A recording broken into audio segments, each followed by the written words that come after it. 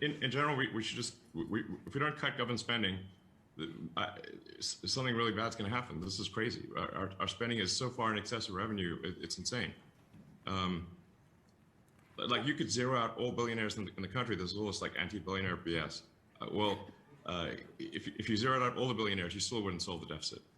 All right, I'll ask you another question around the billionaire BS. Say tomorrow we've talked, you get the phone call from President Biden. Next day, actually, we decide we elect you to Congress. Somehow this happens. You're now working on tax bills. You're working on tax policy.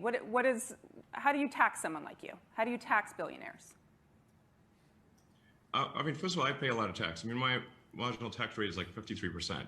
So that's not trivial.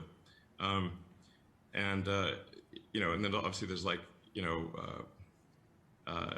asset-based taxes, the sales tax, and everything else. There's also the estate tax. I think the estate tax is a good tax. Like if you think of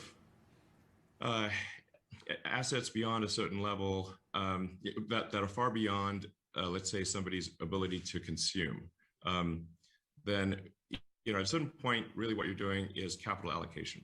So it's not money for personal expenditures.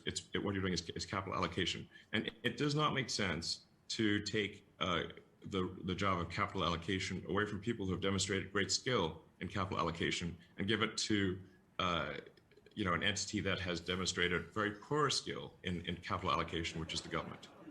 I mean, you can think of the government essentially as a corporation in the limit.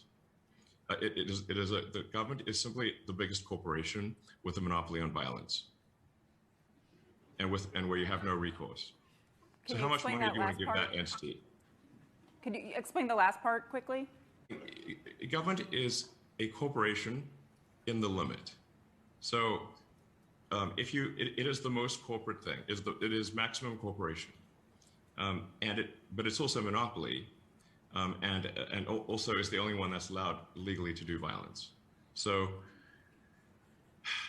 why would you want to give a corporation with no competition that can't even really go bankrupt more money? Now, it's not as though I think the government shouldn't exist or that there are not good things that the government can do or things that are necessary for the government to do. For example,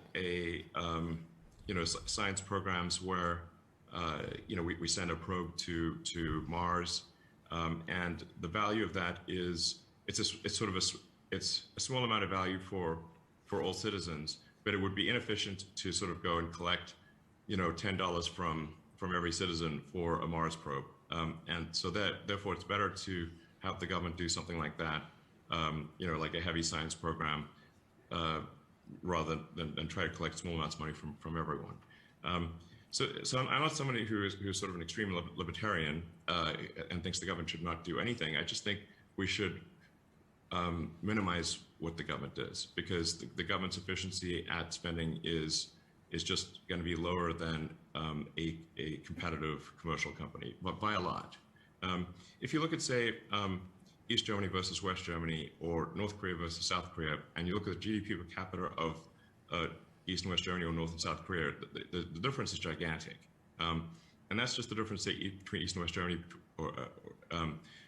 It's like a random line was drawn, basically, depending on where the Red Army was and where the Allied troops were. And East Germany's productivity was like at least 5 times worse than West Germany. And it's not like West Germany was like some bastion of capitalism. They were quite socialist, really. So there may be as much as an order of magnitude difference between the efficiency of a competitive private company versus the government.